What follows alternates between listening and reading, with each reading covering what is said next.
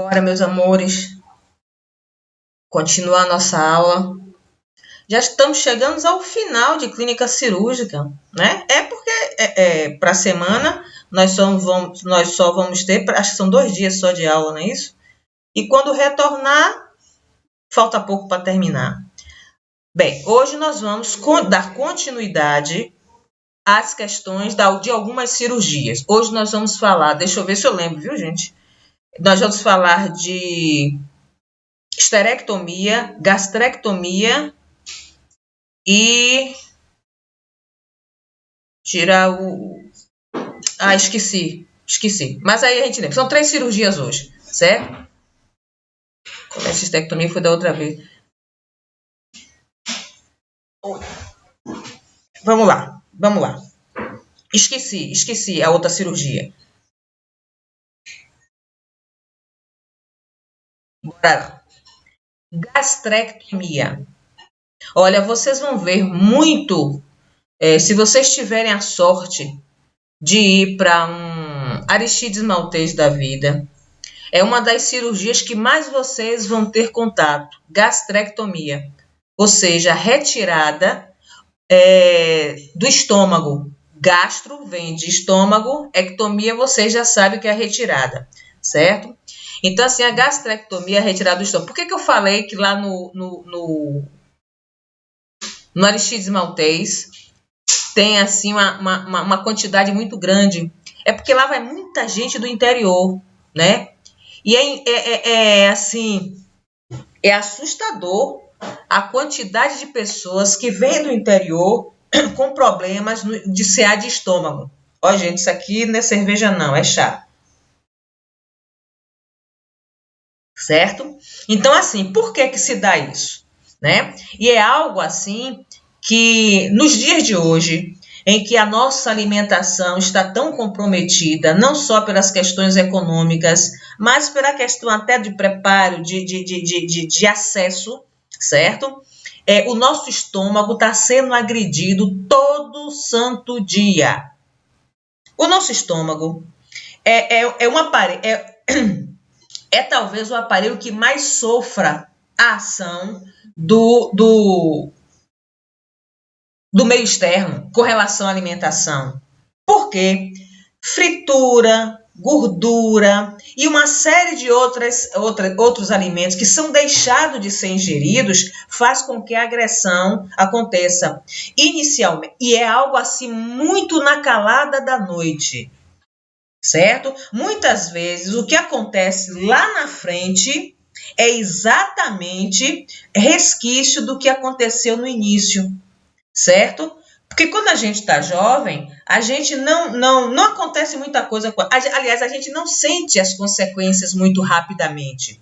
E o jovem é imediatista, certo? Então, o excesso de fritura, o excesso dos hambúrgueres da vida, o excesso da quantidade de gordura, alguns o excesso da bebida logo cedo, tudo isso faz com que aconteça inicialmente o quê? Uma gastritezinha, que é um processo inflamatório de leve, aquele queimou, irritativo, mas que no início passa logo, mas fica lá, né? Um local que está inflamado, seu, de uma parte externa, quando aquele processo inflamatório passa, o resquício fica ali, a marca fica ali. No estômago não é diferente, certo? No estômago acontece da mesma forma. E aí acontece de novo outra gastrite, e mais outra, e mais outra. Quando você pensa que não, se transformou o quê? Em uma úlcera. Essa úlcera já não é um processo inflamatório, já é uma ferida. E essa ferida, a depender do diâmetro, vai ser de difícil solução. E aí pode se transformar num CA de estômago. Mas por que, porque a senhora falou na questão do interior? Seu Zé e Dona Maria, né? O que é que eles comem no interior? É a carne de sertão, tudo é mais fritura. É a carne de sertão frita ou crua com farinha e café, cachaça. O homem do campo, ele faz um prévio almoço logo no início do dia. Ele, antes de sair para trabalhar, ele vai comer uma comida pesada, se tiver feijão, se tiver uma feijoada, ele vai comer. E tudo isso, claro e evidentemente, que há algum tempo atrás, que isso sempre aconteceu. Mas as pessoas só morriam de muito velho. Só que hoje, o organismo humano, tanto de lá do meio rural, quanto nós aqui da cidade, nós estamos todos apodrecidos. Então, nosso organismo não consegue se reestruturar rapidamente, não consegue assimilar esse alimento, sustentar e aguentar essa quantidade de fogo, de coisa ruim, de gordura que entra no nosso estômago. Então é por isso que eu digo que no interior, principalmente hoje, que o organismo não é mais o que era antigamente, hoje, o cigarro hoje está acabando com as pessoas.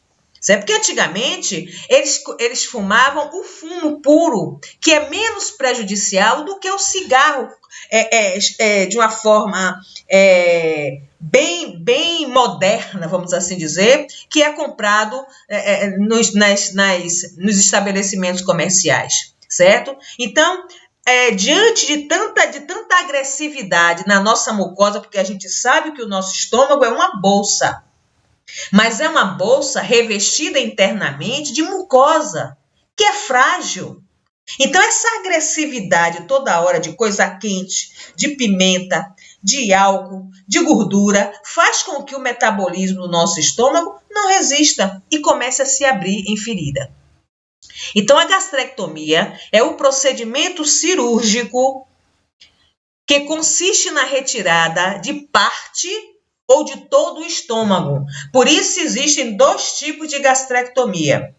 A total, geralmente por conta do CA, ou parcial. E aí a gente já vai começando a tirar uma mania que as pessoas têm, quando fala assim, gastrectomia, só pensa no câncer, e não é. Uma pessoa que faz uma redução de estômago, ela faz uma gastrectomia, a depender da cirurgia. Ela tira uma parte do estômago. Então, a gastrectomia não é só por conta do CA, certo? É indicada para o tratamento de tumores benignos ou não do próprio estômago, ok? Nem todo tumor é maligno. Quando a indicação da gastrectomia? Quais são as possíveis causas da gastrectomia?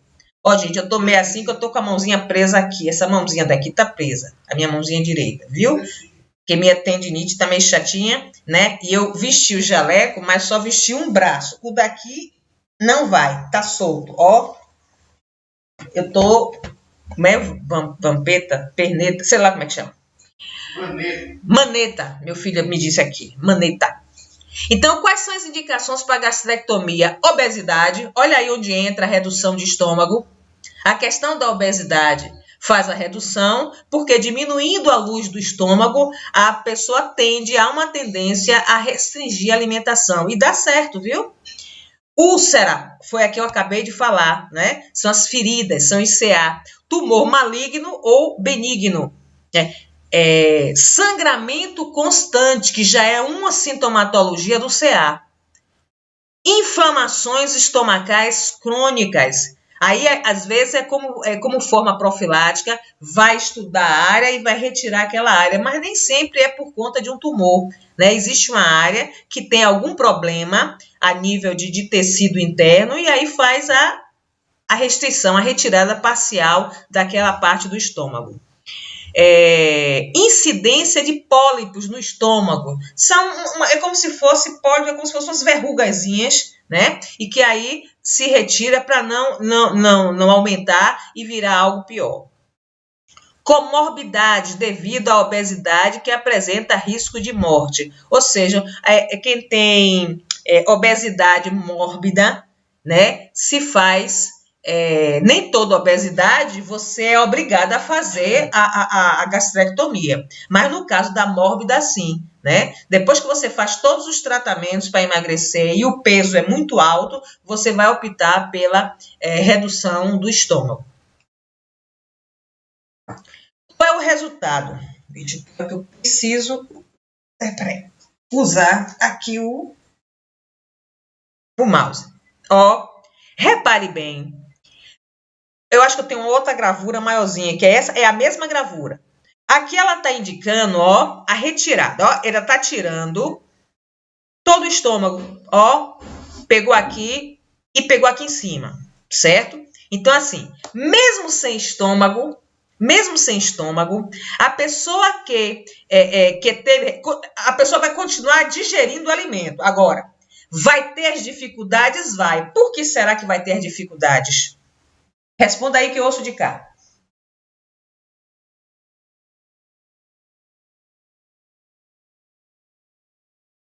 Anatomicamente, vocês têm lembrança que o nosso estômago tem o HCl, o nosso ácido clorídrico, como principal substância para o processo de digestão dos alimentos, ok? Pronto. Mas fora o ácido clorídrico, existem outros. São ácidos, são enzimas que permitem que quando o estômago, ou melhor, quando você pensa em se alimentar, o que é que acontece? O seu estômago aí, o cérebro manda mensagem e seu estômago se prepara. O que é se preparar? Formar uma poça de substâncias que vão fazer o que com o alimento? Liquefazer. Quando eu dou aula de anatomia, eu sempre lembro, ó, gente, o nosso estômago é o nosso liquidificador natural. Ele vai liquefazer, ele vai fazer com o alimento que cai em forma de pasta no nosso estômago, aquela liquefação, vai fazer um mingau. Porque através dessa consistência dos alimentos, vai ser mais fácil do estômago absorver, ok? Então, pronto, ele se prepara. Bem, só que agora você não tem mais. E agora? Quem é que vai fazer a liquefação? Ninguém. Mas olha o que acontece. O esôfago passa a ser ligado ao intestino, com a comida seguindo direto do esôfago para o intestino delgado. E aí você vai ter que ter algumas, como é que eu vou dizer, facilitações a nível nutricional, e isso aí a nutricionista vai ser perfeita para isso, mas você já não vai poder comer qualquer tipo de alimento. Você já não vai poder fazer, comer uma feijoada, sarapatel, né? As coisas muito sólidas, porque você já não vai ter quem liquefaça. Então, o ideal é você ingerir alimentos de fácil absorção desde o próprio início, porque você vai mastigar o máximo que você puder. Olha, tudo isso que eu estou falando aqui, o médico, a nutricionista, que deve ser encaminhado para uma nutricionista, muitas vezes não é. E aí é por isso que eu estou passando, porque na hora você mesmo passa essa orientação. Olha, seu José, quando o senhor, depois que acontecer a cirurgia, quando o senhor voltar para casa, na hora que for se alimentar, o ideal é que essa orientação seja passada lá antes dele, perto de ir para casa, né? No pós-operatório imediato ou mediato, certo? E aí, o que acontece? Porque uma cirurgia dessa, ele passa, muitas vezes, vários dias no hospital, certo? Então, olha, seu José, o senhor mastigue bem mastigado para poder engolir. Porque como o senhor não vai ter mais o estômago, o senhor precisa que o alimento esteja o mais líquido possível, o mais pastoso possível. Se ele puder bater no liquidificador, a sopa, se ele puder fazer uma sopa bem molezinha, sopa molezinha assim, se for de verdura, deixar as verduras bem molezinha ou bater no liquidificador, é melhor. Tem que ter cuidado com alimentos que estejam muito quentes, alimentos que sejam rico em determinadas substâncias, que a quebra seja difícil. Ou seja, a nutricionista, que ele precisa ser encaminhado e pode ser encaminhado, porque o nosso SUS tem isso daí, no próprio hospital, a própria assistente social pode já encaminhar e na hora que for fazer, se ele for do interior, fazer a transferência já com a requisição para que ele entre em contato com a nutricionista para que ela converse com ele, certo? A gente dá uns toques, mas nós não somos as pessoas especializadas para poder passar essas informações para seu José, ok? Então, aqui, ó, peraí. Aqui você tem aqui, ó, a ligação direta, repare que cortou aqui, ele aqui, essa partezinha que ainda fica um restinho do estômago, essa parte, nesse caso daí, que tem casos que você pega aqui, ó, a ligadura certinha do esôfago e liga diretamente com como é que chama? Com o intestino, certo? Quais são as complicações que você vai ter com uma gastrectomia? Existem complicações que vão desde o sangramento e lesões, certo? Até as infecções, sangramento seguido de infecções. Então, por que será? E é frequente, viu, gente? Muito frequente. Por que será? Porque não se esqueçam que é um tipo de cirurgia potencialmente contaminada. O próprio estômago, na sua essência anatômica e fisiológica, normalmente ele já é contaminado. Então, é claro e evidentemente que ali é uma área que pode ter uma infecção, apesar de que, né, vamos supor, o início da alimentação vai ser por sonda nasogástrica, né? É aquela sonda que vai do nariz até o estômago, certo? Então, às vezes é uma sonda que já vai direto, e aí, tomara que eu lembre, fazer a gastrostomia, é uma cirurgia que geralmente se faz até para você colocar uma sondazinha, né? Então, assim como você viu lá do tórax, aquela cirurgia do tórax, você também tem aqui no estômago, abre-se um orifício e coloca a sonda, certo? Para que seja alimentado por ali. Então, assim, essas complicações podem acontecer devido a isso, certo? Devido à área que potencialmente ela já é comprometida, certo? Quais são os cuidados, então? Outra coisa, gente, vocês vão perceber que aqui tem muito pouca coisa de cuidados pré e pós, porque foi o que eu disse ontem. Os cuidados das cirurgias abdominais são quase todas parecidas. A cirurgia vai ser no abdômen, obviamente a tricotomia vai ser da mesma que a gente viu ontem, certo? Então, assim, o arrolamento dos pertences, a lavagem intestinal, a lavagem vesical, a instalação da sonda vesical de Demora, que quem vai fazer é o enfermeiro, e se for prescrito, ou seja, todos os cuidados são os mesmos. Vai dar o pré-anestésico, certo? Então, não repetir aqui. Os mesmos já citados e pesar o paciente, é importante esse peso do paciente antes e depois, para que você possa avaliar se a alimentação que está sendo agora, após a gastrectomia, é diferente, se ele está conseguindo manter o seu estado nutricional de uma forma razoavelmente satisfatória, certo? O uso da sonda nasogástrica. Essa sonda nasogástrica tem alguns cuidados que quem viu fundamentos já viu, eu não vou repetir aqui, e quem não viu vai ver ainda. Então, assim, eu preferi não repetir tudo, né? A mensuração de quanto coloco, até porque não são vocês que instalam, quem instala é o enfermeiro, vocês só vão dar os cuidados. Quais são esses cuidados com a sonda nasogástrica? Que todo mundo já viu, mas eu vou só dar uma pincelada. Primeira coisa, é você fazer com que essa sonda não fique presa em algum lugar e aí obstrua a sonda, certo? Como toda sonda, tem que ter cuidado. Você tem que ver que na hora que passa o alimento, que esse alimento obviamente é líquido ou semilíquido, certo? Porque vai ser através da seringa, ele tem que estar o caminho permeável, livre. O fazer, antes de você dar qualquer tipo de alimento a esse paciente pela sonda nasogástrica, fazer o que a gente às vezes chama de lixiviação. O que é isso? Pegar um pouco de água destilada, ou soro fisiológico, ou até da água do próprio copinho do paciente e jogar na sonda só água. Para quê? Para aquele alimento, essa lixiviação é como se fosse uma limpeza, tanto deve ser feita antes de você administrar algum alimento, bem como depois que você administra. Como a gente não sabe se todo mundo que deu a última alimentação fez isso, geralmente termina, tampa e coloca lá, você faz, certo? Se puder dar uma puxadinha antes de começar para ver se está no lugar certo. Como é que eu sei que está no lugar certo? Primeiro que o paciente está lá, não está reclamando. Se estiver fora do lugar, ele vai ficar meio que agoniado. Se você puxa um pouquinho pela sonda da substância que tem ali, vem uma substância meio que amarelada, meio assim esverdeada.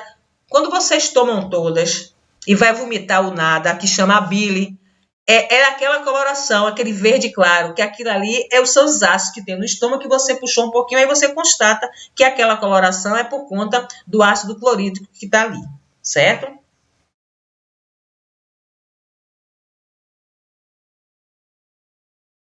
Então, são cuidados básicos, certo?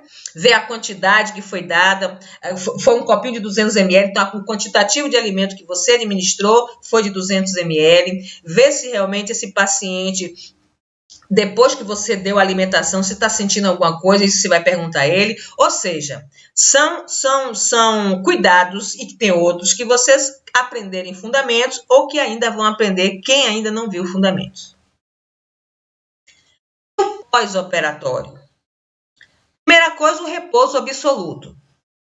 Esse repouso tem que ser. Essa é uma cirurgia de grande porte mesmo, e que requer cuidados. Você já viu que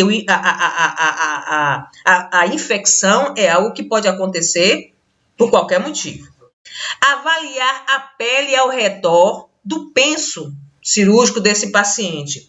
Por que chamar a atenção disso? Isso não é só para gastrectomia, não. É para qualquer cirurgia. Essa avaliação da pele. Se está com algum processo inflamatório. Se está... Porque ali tem suor. A gente sabe que as cirurgias abdominais estão numa área. Inclusive, tem uma das cirurgias que você vai ver um abdômen que eu achei interessante. O abdômen me parece que é de esterectomia, ou a cirurgia de esterectomia, mas o abdômen da criatura me chamou a atenção. E isso acontece com as pessoas, com os pacientes que são obesos. Então, ali é uma área que tem, assim, entradas, tem dobraduras, que acumula suor, certo? Ali é uma área que tem sujicidade, que tem células descamativas. Então, você tem que fazer isso para ver se está tudo direitinho. Cuidados com a sonda nasogástrica. Ficar atento à alimentação, mas também às eliminações. Não basta você ficar dando só o alimento e ele está aceitando e está tudo bem. Está fazendo xixi, seu José? Está fazendo cocô? Você tem que saber como é que está a consistência dessas fezes. Porque ele está recebendo um alimento normal. No estômago não está passando porque está com a sonda justamente para promover. Enquanto vai promover a cicatrização, só o médico pode dizer quando. Às vezes ele vai ter alta e vai com a sonda para casa. Claro que vai ser orientada a família, vai ser orientado o próprio paciente, para que consigam utilizar, manipular essa sonda, certo? Então, tanto você vai estar atento se ele está aceitando a alimentação, como também se as eliminações estão presentes, porque se não tiver, é complicado. Ficar atento a possíveis complicações, certo? Qualquer tipo de alteração, ou a nível intestinal, ou a nível de nutrição, ou a nível de consciência, ou a nível do penso cirúrgico, não importa. Higienização oral. Obviamente, como ele está fazendo uso de uma sonda, obviamente que vai comprometer a higienização da cavidade oral. Quando você fica muito tempo com a boca fechada, a boca não fica fedida, a mesma coisa é um paciente que está fazendo uso de sonda. Então, fazer a higienização oral, a mesma que vocês aprenderem em fundamentos de enfermagem e que vocês que não deram vão aprender. Eu gosto sempre de estar repetindo, para que vocês que não viram, achem assim, não tem nada disso não. Vocês vão... por que a senhora não fala? Porque vocês ainda vão ver. E eu não sou professora de fundamentos, certo? Vocês viram. E quem não viu vai ver. E aí vai lembrar, tá bom? Ok? E aí nós terminamos a gastrectomia. Olha o nome que eu estava querendo lembrar. Apendicectomia, retirada do apêndice, né? Onde é que fica o apêndice? Olha aqui. Olha aqui. Na base do intestino grosso, bem no iniciozinho. Para que serve o apêndice? Para causar inflamação. Não serve para mais nada. Pode perguntar ao médico. Não serve para nada. Eu acho que Deus, na hora que fez o homem, tinha umas coisas sobrando, aí ficou pendurado e deixou para lá para não perder tempo e dar função para ele. Então, apendicectomia é a cirurgia para remover um apêndice inflamado ou infectado. Apendicite, inflamação do apêndice.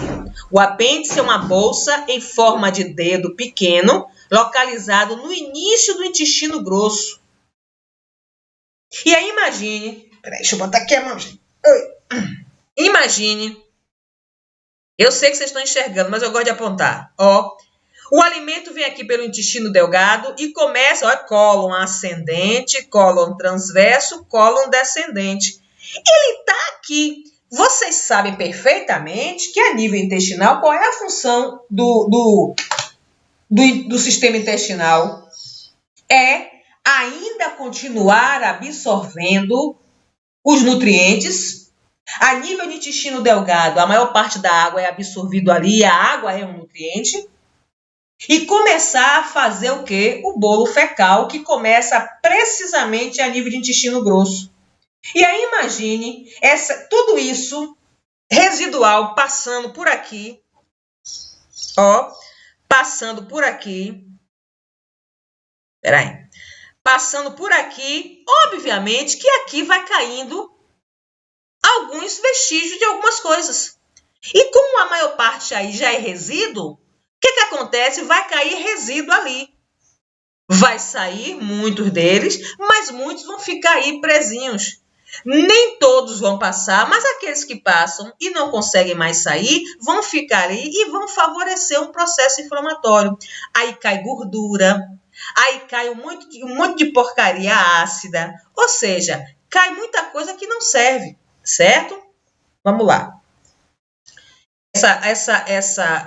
Esse tópico de apendicectomia é curtinho, viu? Que é uma cirurgia. E como ele não serve para nada, a gente não tem muita coisa para falar dele. Quais são as causas da cirurgia? Acontece quando há uma inflamação aguda do apêndice, que eu já falei, apendicite. Causada geralmente pela retenção de gordura ou restos fecais, ou ainda como resultado de infecções gastrointestinais de origem viral ou bacteriana. Repare, deixa eu voltar aqui, que a área é uma área estreita, é uma área que está localizada em um local potencialmente contaminado, certo? E que ele causar uma infecção, tornar-se num quadro inflamatório, isso é rápido, né?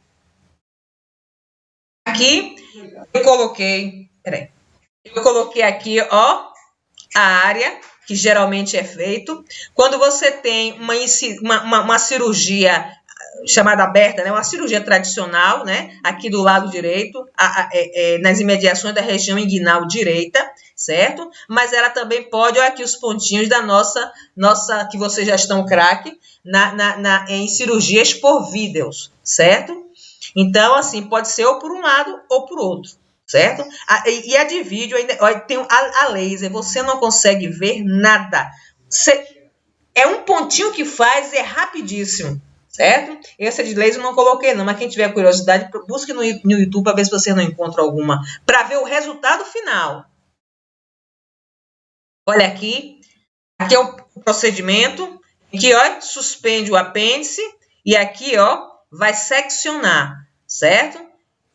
Aqui ele já está com o fio pronto, aqui é por videolaparoscopia, certo? Então, ela aqui já está com o fio, que aqui ele vai tracionar, porque na hora que ele puxar, ele já puxa o fio, provavelmente, quando ele vai enlaçar, vamos assim dizer, e dar uma incisão aqui, na hora que ele puxar, vai tudo, já vai a parte, certo? E o fio junto. Atenção! Durante o pós-operatório imediato, deve-se evitar alimentos ricos em gordura, como salgadinho, embutidos, frituras, manteiga, molhos e alimentos industrializados ricos em açúcar, já que são pró-inflamatórios. E isso é para qualquer cirurgia, certo? Dificultando o processo de cicatrização, assim como a digestão. Então, isso não é um procedimento, já guarde isso na memória, só para apendicectomia, não. Isso é para qualquer cirurgia, certo? Porque isso aí vocês sabem, o pessoal antigamente chamava para não comer comida remosa, ou seja, aquela gordurosa. E aí, os procedimentos, certo? os cuidados pré e pós vai cair em cima da mesma coisa da gastrectomia ou de qualquer outra da cirurgia abdominal, certo? Às vezes, gente, muda uma coisinha ou outra, porque também vai depender muito, a gente já falou sobre isso, eu acho que nas primeiras aulas, quando a gente falava assim, na recuperação, que é o nosso objetivo, devolver nosso paciente à sociedade como ele era antes. Mas tudo isso vai depender muito do estado nutricional do paciente, do estado de saúde do seu paciente. Então, possivelmente, muita coisa pode até ser inserido aí, mas aí vai depender do seu paciente. E aí só a prática que vai conferir isso para vocês. Mas o básico do básico, pronto, tudo igual. Essa daí é conhecida de vocês, certo? Essa daí talvez seja a mais comum, né? A mais comum, histerectomia. Hístero vem de útero, ectomia de retirada. É a retirada do útero, que também pode ser tanto total como parcial. E aqui tem, aqui ó, nessa última imagem, a radical. É aquela que vai tirar o útero e os seus anexos. Arranca tudo, certo? Ovário, trompa, arranca tudo, certo? Às vezes até como medida profilática, se caso for por conta de um CA. Então, é uma cirurgia da retirada do útero, geralmente realizada por um ginecologista. Então, ela pode ser só uma parte do útero. Por exemplo, antigamente, quando se falava em mioma, e a minha primeira cirurgia foi miomectomia, vocês, inclusive, vão ter eu vou ter umas gravuras aqui. A miomectomia, que não tirei o útero, mas todo mundo achava que quem tinha mioma tirava o útero. E é aquele negócio, depende muito da onde esse mioma se encontra, certo? Muitas vezes tem pessoas que têm o mioma, o ginecologista prefere não fazer a cirurgia. A senhora ainda vai ter um filho, né? Vamos esperar o parto, que a gente aproveita e já tira, certo? Quando eu tive meu filho, antes eu tinha cisto no ovário, e isso me fazia a ovulação, não é impedir, mas dificultar o óvulo sair e, consequentemente, ser fertilizado. Foi o que o médico disse: olha, você ainda tem o outro numa boa, vamos esperar, você vai parir, quando você parir, a gente aproveita e já tira tudo. Aí eu fiz uma faxina só, certo? Então ainda tem o meu úterozinho aqui bonitinho. Okay? Aqui, o local da incisão, certo? No baixo abdômen, na região suprapúbica, e isso vai depender, porque eu vi uma cirurgia, aqui vai passar para vocês, o corte, a incisão, parecendo que ele ia dar a volta pela parte traseira, ia cortar a bunda, abdômen, o diabo todo, né? Depende de médico para médico. Tem pessoas que têm incisão de uma cesárea que é bem curtinha, porque repare, o corte é feito e os afastadores, é que vão fazer essa abertura, certo? Então, o corte, eu só estou mostrando a localização em que essa paciente vai receber a incisão. Quais são as causas de uma histerectomia? Antes que esfrie, que é um chá, viu, gente?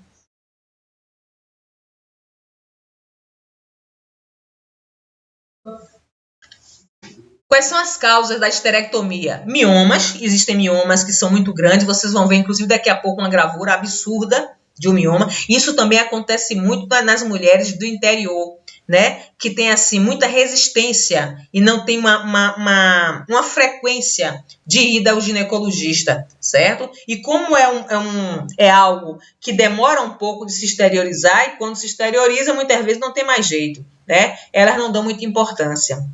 Endometriose. Endometriose é algo que acontece, uma disfunção do endométrio, em que ocorre por conta da menstruação. Você menstrua. O que é a menstruação? Não é a descamação do endométrio? Pronto. Nosso endométrio de hoje não é o mesmo do endométrio de amanhã. O que acontece no período da menstruação? Ele começa como se estivesse infiltrando, e aí ele se torna inchado, certo? Vocês vão ver daqui a pouco uma gravura. Prolapso, ou seja, a saída de uma parte do útero, eu nunca vi. Mas eu já vi isso em uma cachorrinha que eu tive. Ela teve uma evisceração uterina, muito feio, parecida com... que eu também coloquei uma foto de um prolapso uterino da mulher. Mas eu só vi da minha cachorrinha e é horrível. É horrível, deixa a gente numa angústia muito grande. Sangramento vaginal anormal, né? Você não sabe por que está acontecendo só após alguns exames, aí quando você vai ver, é por conta de algum problema a nível de útero. Muitas vezes acontece muito após o parto, né? Às vezes parte do útero é viscera, sai junto no momento do parto, né? Dor pélvica crônica, que quando vai pesquisar é algo ligado ao útero. Câncer de colo de útero e outros. Também como medida preventiva, ou seja, um problema de sangramento. Às vezes, após o exame, você percebe que tem, ou aconteceu, sei lá, depois do parto, uma área que está sangrando, aí tira-se aquela parte sangrante e deixa a criatura com útero. Hoje em dia, a maior parte das mulheres, principalmente aquelas que já têm filhos, manda tirar, doutor, já arranca logo tudo. Viu? Lembrei o que eu estava querendo aqui lembrar. Existem, né? Isso não estaria nem nessa aula, é mais para as aulas de saúde da mulher e da criança.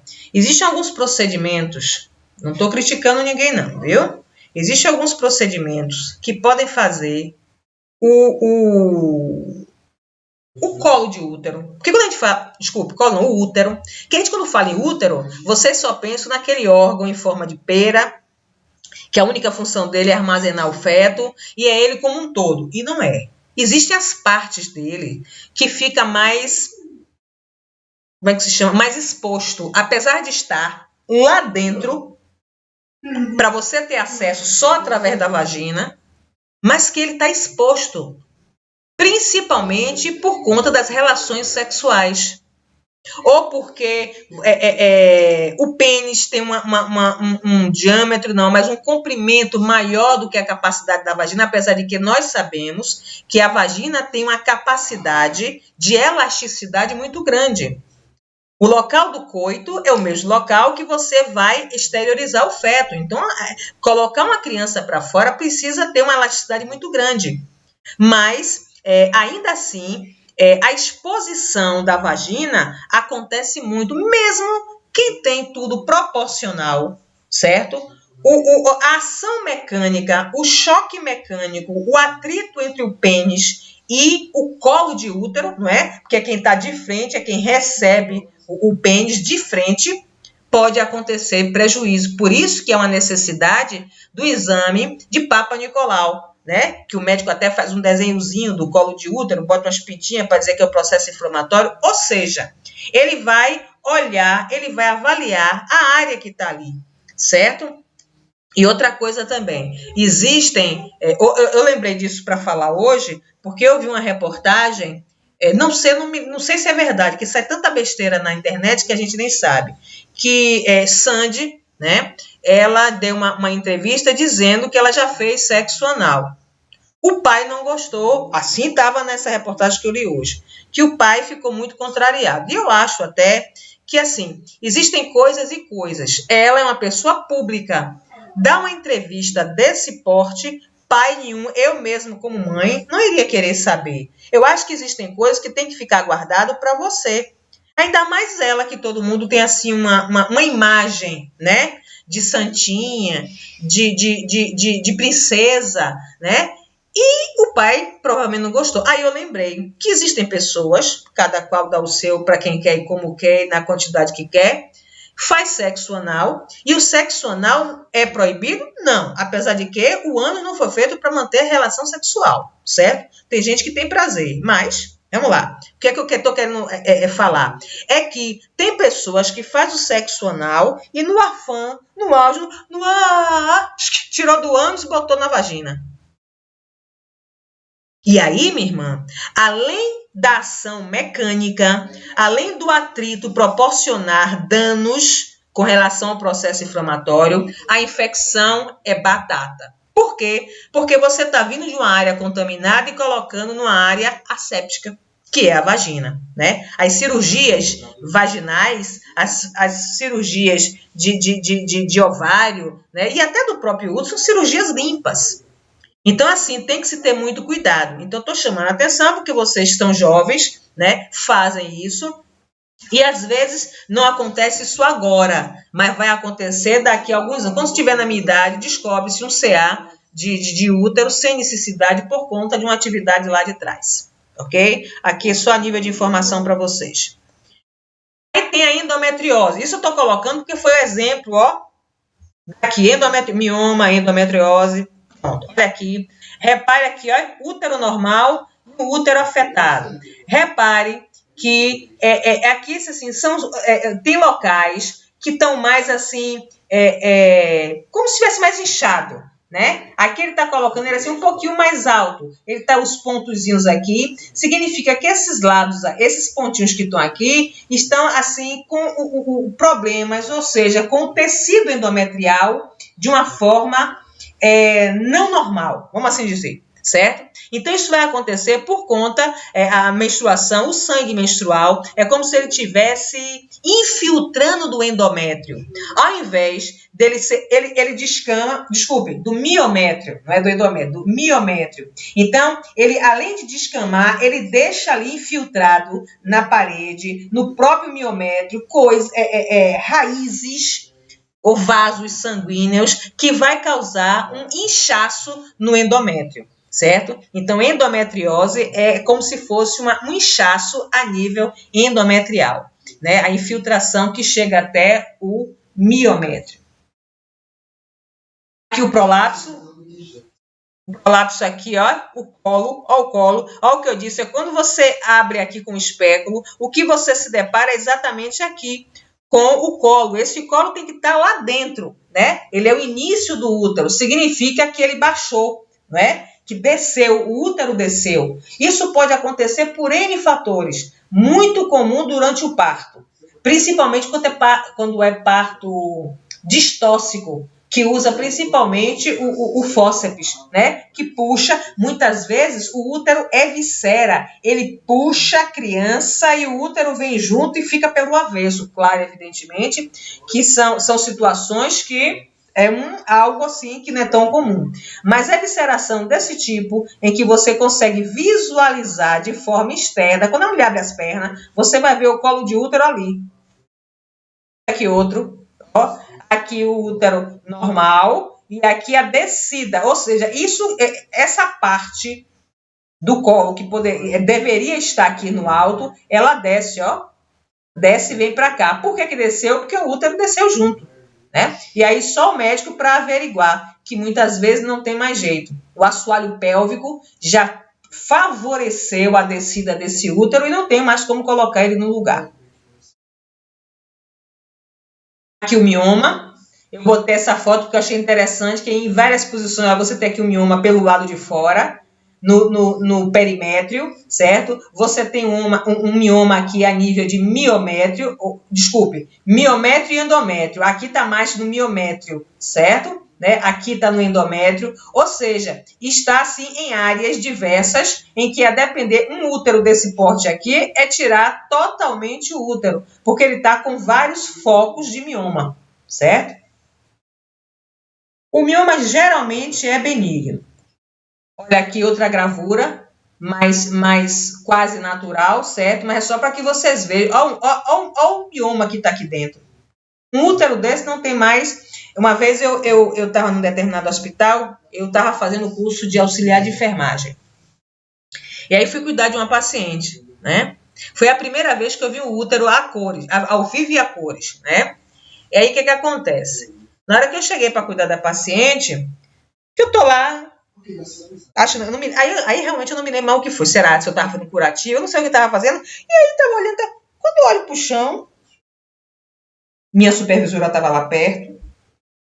Aí eu olhei e disse, gente, aquilo é um útero.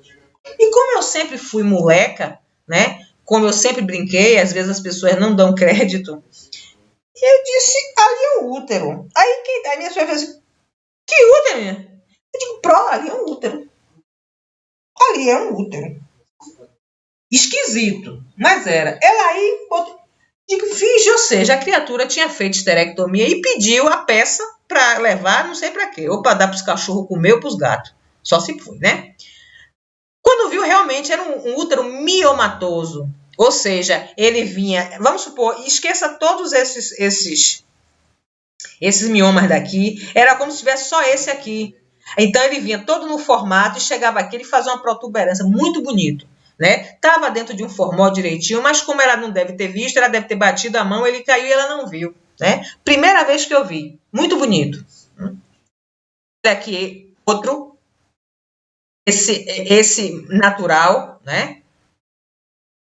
As peças, você vê que são tumores, não é? Ah, não podia cortar o tumor, não, pode estar enraizado em algum lugar, né? Por que acontece o mioma? Quem sabe? Alguns médicos, né, naqueles que eu já perguntei, colocam a culpa nos hormônios da mulher. E eu também acredito, nós temos muitos hormônios e a gente possa ser uma consequência deles. Aqui o mioma que eu falei. Aqui uma gravidez. Aqui uma gravidez. Imagine, para uma criatura chegar a esse extremo, é o cúmulo do cúmulo da ignorância.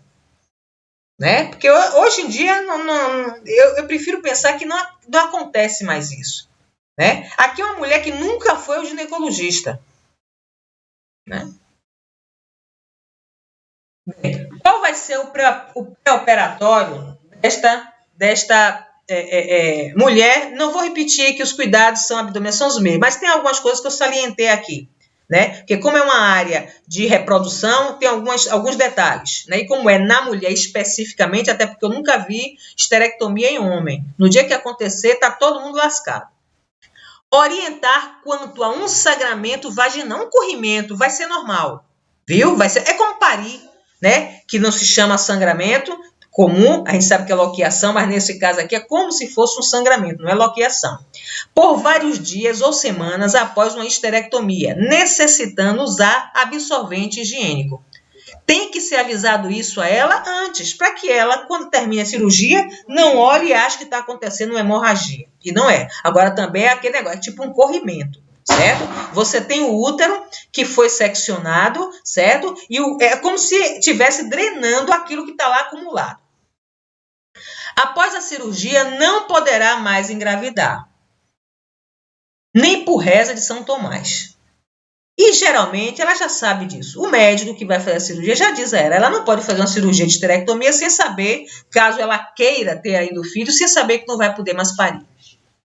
Se os seus ovários não foram removidos e você ainda menstruava, no caso ela ainda menstruava antes da cirurgia, eles continuarão a produzir hormônios e óvulos até chegar à menopausa, mas não menstruará mais. A gente sabe que você menstruar e ovular são coisas que acontecem em locais diferentes. Ela ainda vai ter os hormônios, ela só não vai mais menstruar. Quem lembra lá de anatomia, quem foi meu aluno em saúde da mulher e da criança, sabe disso.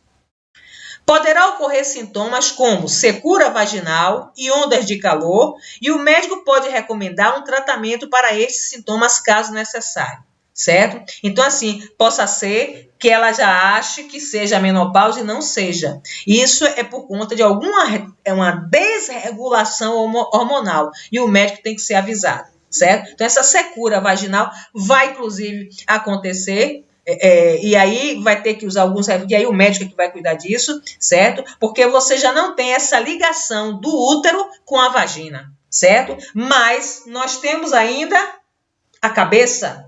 E prazer está muito mais, 70% é cabeça, 30% é a fisiologia, é o aparelho reprodutor. Então, a depender da cabeça dela, porque a gente sabe que a nossa vagina tem glândulas e que lubrifica no momento em que você manda mensagem a nível cerebral de que você está sentindo prazer, certo?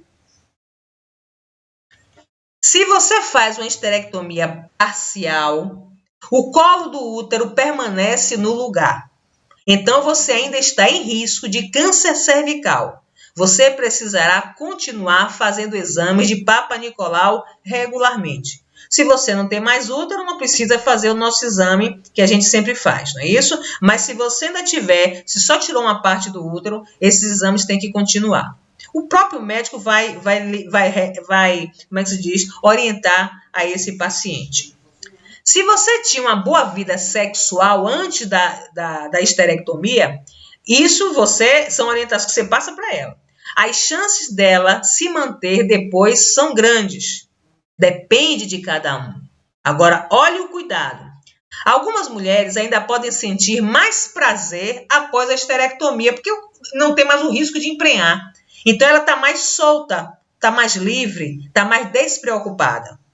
Uma vez que a cirurgia pode proporcionar alívio de alguns sintomas, como dor e hemorragias. Ou seja, ela também pode ter, antes dessa cirurgia, sintomas que causam desconforto quando da relação sexual, certo? Então, depois que faz, ela fica mais tranquila. Deve-se ficar atento a possíveis sensações de depressão. Aí eu vou deixar para comentar isso aqui na frente, certo? Aqui na frente. No pós-operatório. Bem, antes, talvez, dessa depressão, por conta do saber que vai tirar o útero. E isso pode acontecer muito em mulheres que ainda gostariam de ter filhos e, depois que vai retirar o útero, não vai mais poder ter. No pós-operatório, repouso absoluto. Peso, atividade que possa exigir muito, nada. Se agachar, nada. Né? E se for uma mulher tipo eu, que adoro ficar presa na cama, pronto, tá lascada, tá desgraçada da vida. Não levantar pesos, nem atividades que exijam muito esforço. Acabei de falar. Evitar relações sexuais, sem comentários. Né? Atentar, agora, vamos deixar guardado aqui o evitar relações sexuais. Por que não botou proibir? Porque você necessariamente não precisa ter a penetração para manter um quadro de relação sexual. Às vezes, enquanto você não pode, você pode usar de outros artifícios, mas guarde aí relações sexuais, aí que eu já vou falar uma coisa. Atenção à dor intensa ou se o paciente desenvolver náuseas, vômitos ou sangramentos mais intensos. Então, a dor vai acontecer? Vai, mas intensa e que perdura, que não passa com nada, o médico tem que ser avisado. Náuseas, vômitos, tudo isso, porque aí vai haver um desequilíbrio hormonal, claro, certo? Então, o médico tem que ser contactado. Ficar atento à sensação, era isso que eu queria chegar. Ficar atento à sensação de perda e luto após a esterectomia, que é normal. Ela perdeu uma parte do corpo, e não é só uma parte do corpo. É aquela parte que iria dar a ela o prazer de ser mãe. O luto está aí. É como se ela tivesse perdido um filho sem nunca ter nascido. Então, essa questão pode levar essa mulher, daí o apoio psicológico tem que ser muito presente. A depressão, a tristeza, a melancolia, e ela vai atrelando, né? Poxa, eu tirei o útero, meu marido não vai querer mais saber. É como se o marido estivesse vendo a ausência do útero. Então, é importante que você dê esse apoio a ela, que ela frequente, inclusive, um psicólogo, para mostrar para ela que ela não deixou de ser mulher por conta disso. Porque aí sim vai comprometer o apetite sexual, refletindo na convivência, refletindo com o marido. Então, essa questão da histerectomia, assim como às vezes acontece, quando acontece a mastectomia, que vai ser outra cirurgia que vocês vão ver lá na frente, o que acontece? Você precisa prevenir essa depressão que pode comprometer, aí sim, a questão do casamento. Muitas mulheres que fazem esterectomia, que fazem mastectomia, a retirada da mama, comprometem o casamento por conta da depressão e consequentemente, a perda desse apetite. E aí tem que ter essa motivação. Daí também o psicólogo vai querer ter assim, uma relação também próxima com o casal, não só com a mulher. Então tem que se ter esse cuidado, certo? Ficar atento a possíveis complicações. Aí eu estou citando sangramento intenso, coágulo de sangue que possa estar, ou perna, ou até a nível de pulmão, porque o comprometimento, questão respiratória, pode acontecer. Não se esqueça que é uma cirurgia de grande porte também, a esterectomia. Infecção, danos em órgãos adjacentes, ou seja, trompas, ovários ou até bexiga, pode enraizar para outros órgãos, certo? Reações adversas à anestesia, como toda cirurgia que vai tomar uma anestesia geral, certo? Então, assim, é imprescindível que esses detalhes você chame a atenção, porque não é só o cuidado tradicional, certo? Ali é uma mulher. Você tem que pensar que ali você tem a interferência hormonal. Ali você tem a interferência do psicológico, já que é uma área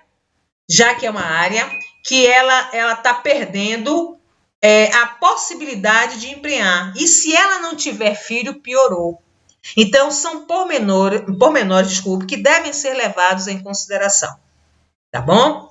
Esse daqui é o nosso último slide, certo? Eu vou passar para vocês, me parece que vocês vão ter, são cinco vídeos. Um deles, inclusive, não tá relacionado com cistos no ovário, mas eu achei assim tão fantástica a cirurgia, até com a descrição, e me parece que duas têm descrição. Vai ser muito interessante de vocês assistirem, certo? Um beijo no coração de vocês.